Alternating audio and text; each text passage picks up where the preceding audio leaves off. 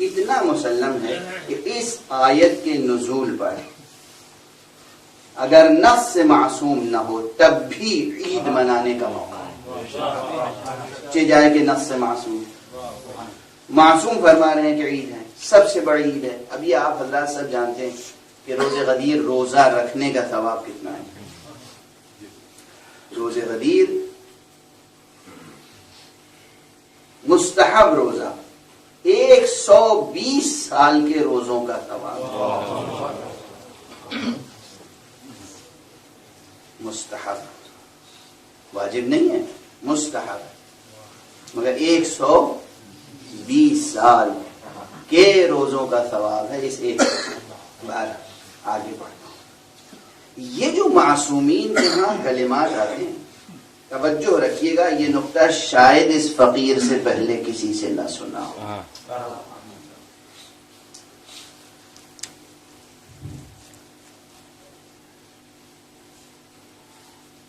بہت سی روایتیں جن میں معصوم فرما دیتے ہیں کہ یہ عمل کرو، اتنی مدت کا ثواب ملے گا، مدت، وقت۔ روزہ غدیر روزہ رکھو، 120 سال کے روزوں کا ثواب ملے گا۔ توجہ رہے، میں کیا عرض کر رہا ہوں، گفتگو مربوط ہے، تسلسل ذہن میں رہے پہلے جملے سے۔ یا ایک اور روایت سنتے جائیے، روزہ غدیر بھی زیارت امام حسین علیہ السلام، شب غدیر بھی زیارت امام حسین مستحب، زیارت امیر المومنین بھی مستحب۔ روزہ غدیر معجزے ظاہر ہوتے ہیں قبر مبارک امیر المومنین سے، جس کی روایت اپنوں نے نہیں غیروں نے کی ہے۔ بہت مشہور مصنف ہے عربی زبان کا، جس کی کتاب دنیا کی اکثر بڑی زبانوں میں ٹرانسلیٹ ہو چکی ہے، سفرنامہ ابن بطوطہ۔ ابن بطوطہ 18 عید غدیر کو نجف اشرف میں موجود تھا، اور اس نے اپنی آنکھوں سے معجزے دیکھے، بیماروں کو صحت پاتے ہوئے دیکھا، معلولین کو صحت یاب ہوتے ہوئے دیکھا۔ یہ معمولی روز نہیں ہے، اور اگر کوئی قبر مطہر و مبارک کے نزدیک نہیں ہے تو مایوس ہونے کی ضرورت نہیں، جس طرح زمانہ اور وقت ان کا محکوم ہے، ان کے آگے نہ زمان کی حقیقت ہے نہ مکان کی حقیقت۔ یہ تھوڑی کہ علی وہاں ہے ہم سے بے خبر ہے، علی حاضر ہے، علی ناظر ہے، علی باخبر ہے۔ بڑی بحثیں کرتے ہیں لوگ، حاضر و ناظر ہیں کہ نہیں، حاضر و ناظر ہیں کہ نہیں، حاضر و آپ غائب ہیں، وہ غائب ہیں، آپ غائب ہیں، وہ حاضر ہیں، وہ ناظر ہیں، وہ حاکم۔ اللہ جسے حاکم بنائے، اللہ کسی غائب کو حاکم نہیں بنا سکتا۔ نہ ان کے لیے زمان کوئی مسئلہ ہے، نہ ان کے لیے مکان کوئی مسئلہ۔ جہاں بھی ہیں آپ صدق دل سے دیکھیے، اس چیز سے رشتہ قائم کیجئے جو نہ زمانی ہے نہ مکانی ہے۔ سمجھیے میں کیا عرض کر رہا ہوں، آپ کا یہ جسم، یہ بدن، یہ زمانی بھی ہے مکانی بھی ہے۔ آپ کی روح نہ زمانی ہے نہ مکانی ہے، علی سے روحانی رشتہ قائم، علی سے روحانی رشتہ قائم کیجئے، وہ بھی لا زمانی لا مکانی۔ آپ کے پاس ایک چیز ہے لا زمانی لا مکانی، وہ ہے آپ کی روح، روحانی رشتہ قائم کیجئے، جہاں بھی ہیں آپ کی مدد ہوگی۔ بہرحال یہ تو درمیان میں نے عرض کر دیا۔ عرض جو کر رہا تھا کہ یہ جو روایات ہیں، یہ عمل کرو گے 60 سال کا ثواب، یہ عمل کرو گے۔ اب ایک روایت ایک ام المؤمنین سے ہے، حضور بیٹھے ہوئے، امام حسین تشریف لے آئے،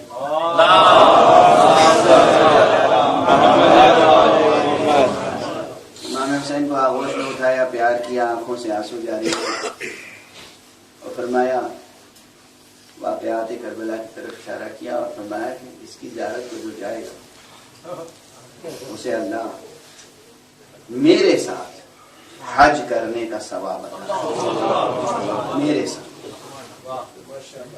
یوں ہی نہیں کہ صرف حج، حضور کے ساتھ حج کرنے کا ثواب۔ اب صرف میرے ساتھ کی تشریح کے لیے وقت نہیں ہے،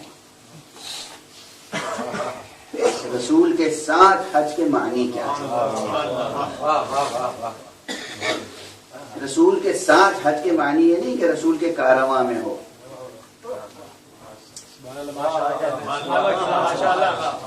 صرف اتنی بات نہیں ہے، یہاں بہت گہری بات ہے۔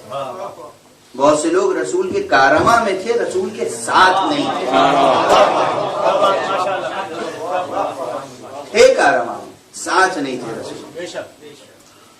رسول فرمانے میرے ساتھ حج کرنے کا ثواب۔ انہیں حیرت ہوئی، تعجب لاحق ہوا، کہا آپ کے ساتھ حج کرتا ہوں؟ کہا ایک نہیں 10 حج کا ثواب۔ کہا 10 حج کا ثواب؟ کہا نہیں 10 نہیں 20 حج کا ثواب۔ ان کی حیرت بڑھتی گئی، پیغمبر کی عطا بڑھتی، یہاں تک کہ روایت ہے آپ نے فرمایا 1,20,000 حج کا ثواب۔ توجہ ہے، بس یہاں ٹھہر جاتا ہوں، یہاں ٹھہر جاتا ہوں۔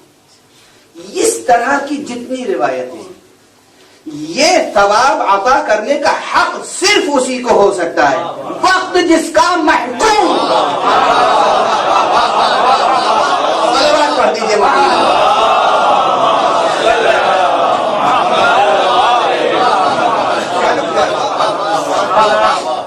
جو ہے محکومیت وقت کے معنی، بس میں تو لفظیں کہہ کے گزر جاتا ہوں اور بہت سی تفصیلات ذہن میں رہ جاتی ہیں۔ وقت کی محکومیت کے، وقت محکوم ہے ان کا، کہہ دیا 120 سال تو وہ 120 سال ہے، یہ مبالغہ نہیں ہے، دل جوئی نہیں ہے، دل جوئی نہیں ہے، مبالغہ نہیں ہے، کہہ دیا تو اس نے کہا ہے کہ جس کی زبان قول کن فیکونی کی امانت دار ہے، اس نے کہا ہے جس کا ارادہ کن فیکونی ہے، اس ولی نے کہا ہے جسے ولایت تشریعیہ بھی حاصل ہے، ولایت تکوینیہ بھی حاصل ہے، اس نے کہا ہے کہ جس کی بیٹی اگر کہہ دے کہ بیٹا تمہارا لباس رضوان لے کر آ رہے ہیں تو رضوان لے کر آتا ہے، اگر وہ نبی کہہ دے کہ 120 سال کا ثواب ہے پھر 120 سال کا ثواب۔ توجہ ہے؟